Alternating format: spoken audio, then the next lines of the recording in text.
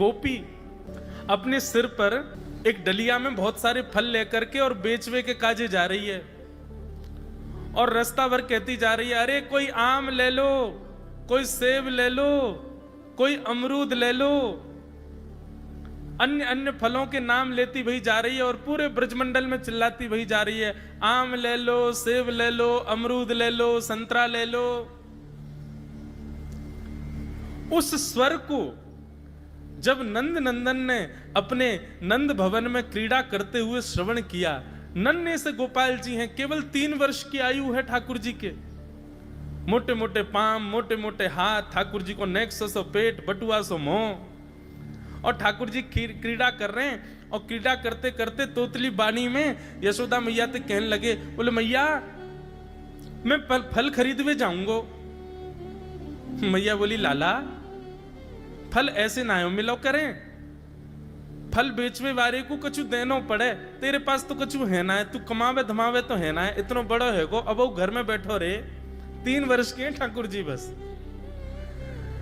ठाकुर जी बोले, मैया जे नंद भवन कौन को है? बोले 13 है। इन 9 लाख गैया कौन की है? बोले जेऊ तेरी है। और ये नंद बाबा कौन को है? बोले येऊ तेरो पिता है भैया। और मैया तू कौन की है? बोले मैं भी तेरी हूं। तो फिर मैं इतनी सबरी संपत्ति को मालिक हूं, तू यूं कैसे कह रही है? मैं जो कमाऊं धमाऊं ना, ये सबरो मेरो ही है मैया। और मैया देख आज मैं तेरे सामने फल खरीद के लाऊंगा। मैया बोली जा, मैं भी तो देखूं कैसे जाएगा। सो ठाकुर जी फल खरीदने के लिए जा रहे हैं नन्हे से ठाकुर जी। और कहां लेके जा रहे हैं? बोले जल्दी से जहां पर सारे सामग्रियां रखी जाती हैं, ऐसे सामग्री गृह में गए और वहां से 2 मुट्ठी गेहूं अपने हाथ में भर के, और नन्हे से 3 वर्ष के ठाकुर जी, इतने इतने से हाथ, ऐसे अंजलि में गेहूं भर के, और ठाकुर जी अपनी मटकीली सी चाल बाकी अदा से उछलते कूदते भय और फल बेचवे वाली के पास फल लेवे जा रहे हैं। यशोदा मैया एक झांक करके एक तरफ से ठाकुर जी की इस लीला को देख रही है। अब कूदते भय ठाकुर जी जा रहे हैं। जितने गेहूं लिए, कितने गेहूं आए होंगे ठाकुर जी के हाथ में? ज्यादा से ज्यादा आए होंगे 25-30। और वो यूं उछलते उछलते गए, सब गिर गए। विक्रेतु कामाखिल गोप कन्या, मुरारी पादार्पित चित्त वृत्ति। अरे कोई आम ले लो, सेब ले लो, अमरूद ले लो, कहती हुई जैसे ही जा रही थी, तभी उसकी दृष्टि पड़ी एक गली में, और वो गली जा रही थी नंद भवन की ओर। नंद भवन से नन्हे से बालक, नन्हे से सांवरे सलोने ठाकुर जी, छोटी सी धोती पहनी है, हाथन में पद्म राग के कड़ूला पहने हैं, गले में कौस्तुभ मणि पहनी है, सुंदर घुंघराले केशन को गूंथ करके यशोदा मैया ने ऊपर सुंदर मोतीन से लड़ बांध करके वहां में एक मोर पीछ लगायो भयो है। नन्हे से ठाकुर जी इतनी व्याकुल भरी दृष्टि से देख रहे हैं उस फल बेचने वाली को कि कहीं चली ना जाए, वहां से पहले मैं जाके आते फल ले लूं। ठाकुर जी के उस रूप को देखते ही वो फल बेचने वाली वहीं रुक गई, देखने लगी सुंदर से ठाकुर जी को। ठाकुर जी बाके सामने जाके खड़े है गए। उसने अपने फल की डलिया नीचे रखी। ठाकुर जी फल देख रहे हैं कौन से लेने।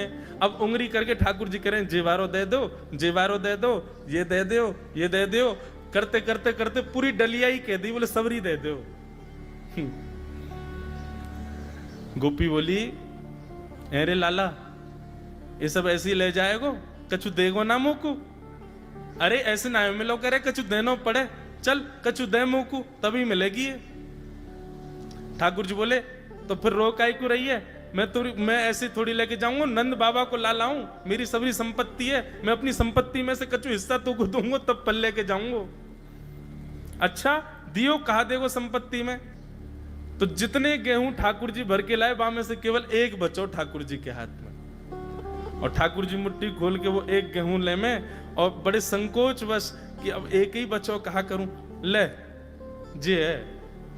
उस एक गेहूं के दाने को अपने हाथ में लेकर के कोमल से ठाकुर जी की उस मुखाकृति को देख करके वो फल बेचने वाली की तो सुध बुद्धि चली गई।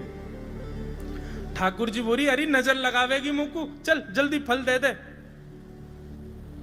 बोले फल दे तो दूं, लेके कैसे जाओगे? 4 आम के बराबर के तो तुम स्वयं हो। एक आम के ऊपर एक ऐसे 4 खड़े कर दूं तो इतने बड़े तो तुम खुद ही हो, कैसे लेके जाओगे? ठाकुर जी बोले बड़ी चिंता। तभी गोपी ने की, अच्छा आओ मैं दूं।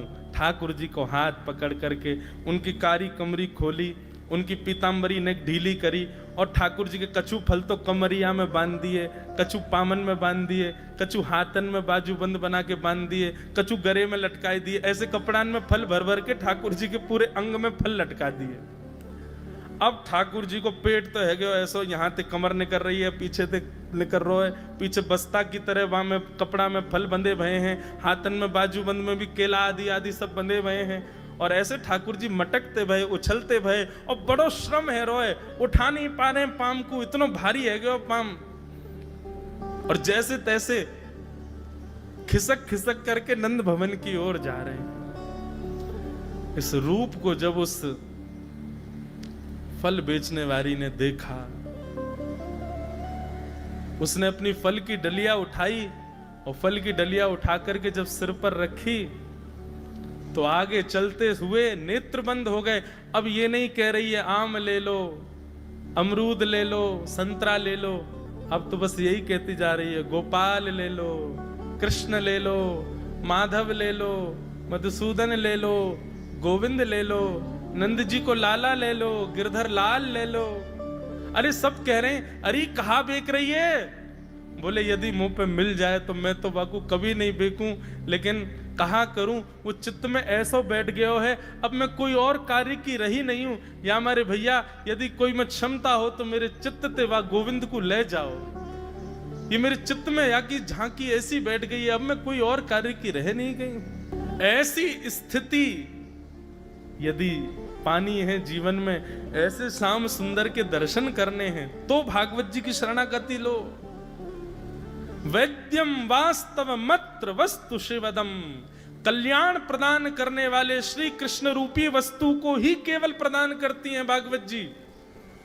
ये प्रस्तुत वस्तु है, मतलब आप मांगोगे तुरंत मिलेगी, और अन्यत्र कुछ मांगोगे तो भागवत जी फिर व्यवस्था करेंगे, ठीक है घर बनवानो व्यवस्था करेंगे, ठीक है सोच विचार के देंगे। लेकिन यदि भागवत जी की शरण में आकर के कहा हमें तो कृष्ण चाहिए, तुरंत आपके गोद में ही ठाकुर जी बैठ जाएंगे।